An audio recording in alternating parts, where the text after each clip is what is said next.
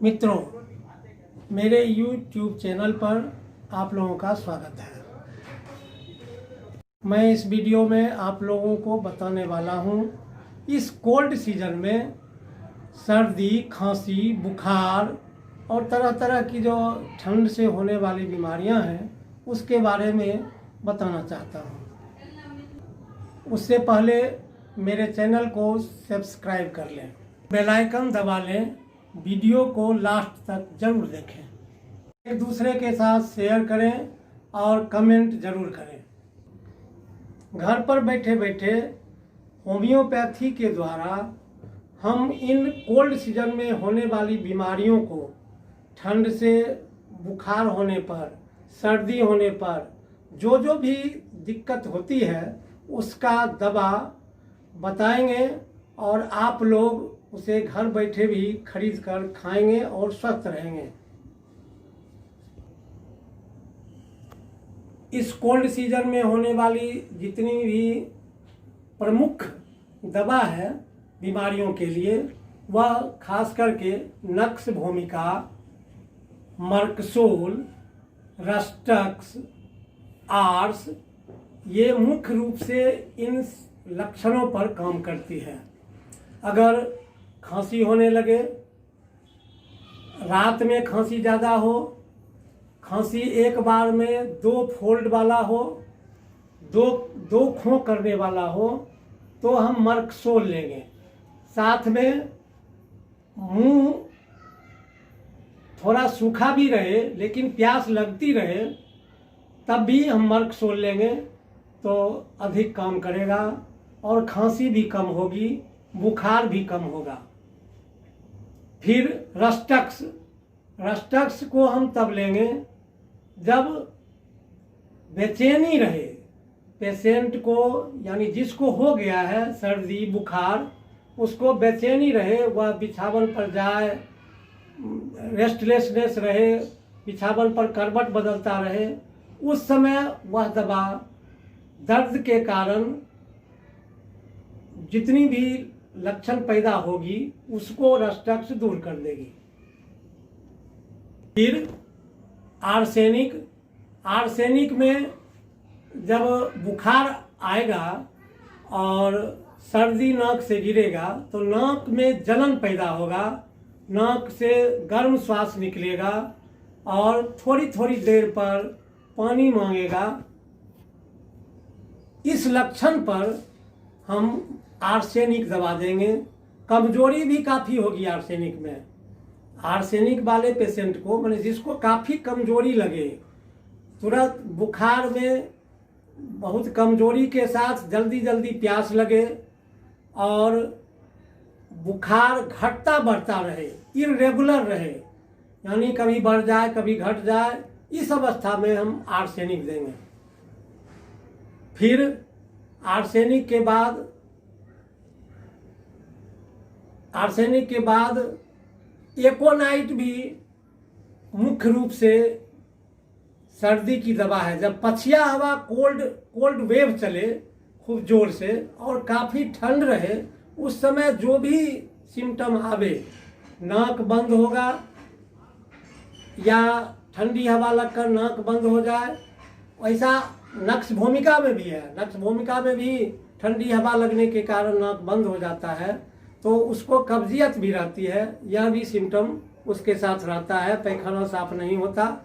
एकोनाइट में मानसिक बेचैनी रहता है और बच्चा हो या ज़्यादा उम्र के लोग हों या युवावस्था हो, उसमें अगर बेचैनी रहेगी, शारीरिक बेचैनी नहीं, मानसिक ओह आह इस तरह करता रहे, सर्दी से बुखार से पानी की मात्रा अधिक पीने की चाह हो, उस समय एकोनाइट हम देंगे।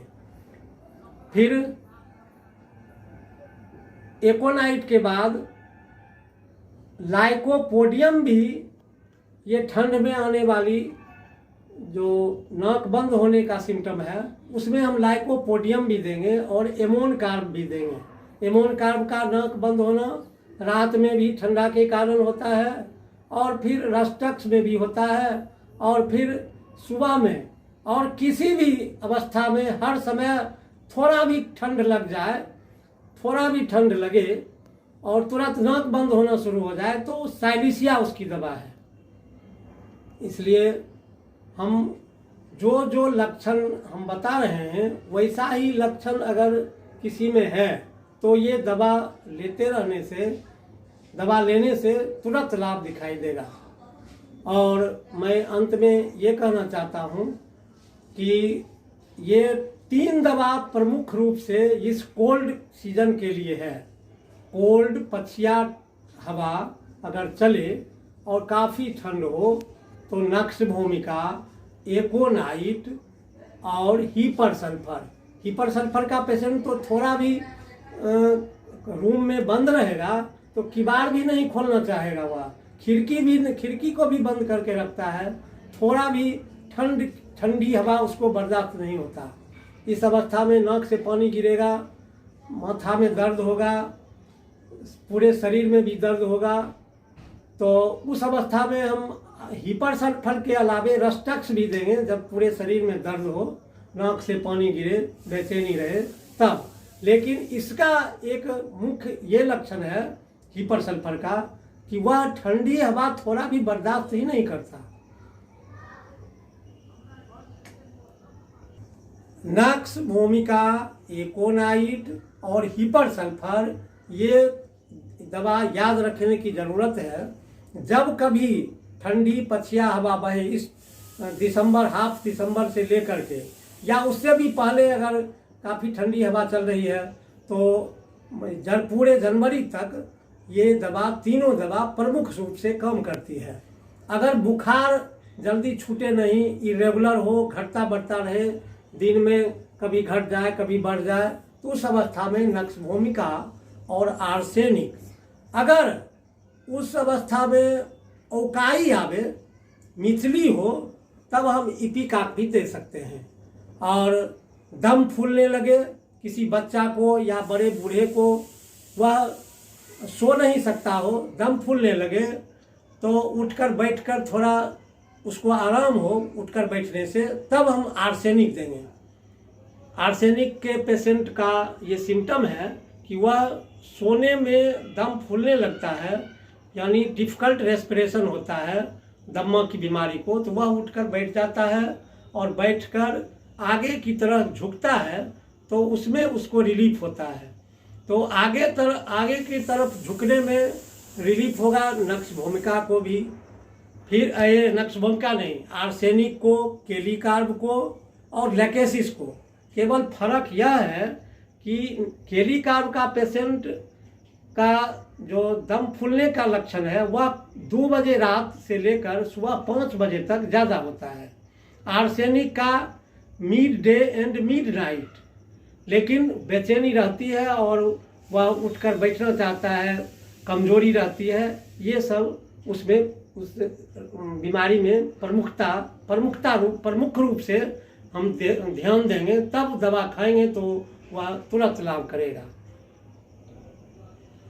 तो मित्रों, कोल्ड सीजन में ये मुख्य रूप से अब जाने कि ये ट्रायो ऑफ कोल्ड की जो दवा है, 3 दवा, नक्स भूमिका, हीपर सल्फर और एकोनाइट, यह पछिया कोल्ड हवा में लेना है। और एमोन कार्ब को जिस समय भी किसी भी सीजन में अगर कोल्ड से, खास करके इसका दम फूलना या खांसी सब कोल्ड सीजन में ही बढ़ता है एमोन कार्ब का तो यह भी है कि कोल्ड सीजन में उसकी उंगलियां सब फूल जाती है, लाल हो जाती है, उसमें इचिंग होने लगता है, उसकी भी दवा एमोन कार्ब है। उसमें और भी दवा है, क्यूप्रम मेटालिकम भी है, मर्कसोल भी है, लेकिन एमोन कार्ब से लाभ अधिक देखा गया है। और जैसा जिसका सिम्टम होगा उस सिम्टम के मुताबिक लेने पर दवा जरूर लाभ करेगी और आप कोल्ड से बचे रहेंगे। ये 3 दवा लेने से तो हर समय आप कोल्ड से बचे रहेंगे, कोल्ड का कोई प्रभाव नहीं पड़ेगा और आप स्वस्थ महसूस करेंगे इस कोल्ड सीजन में।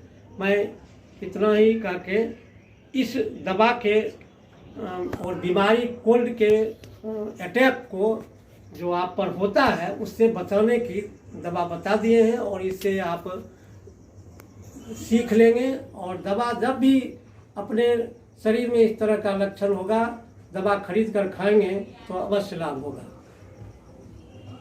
Thanks for watching.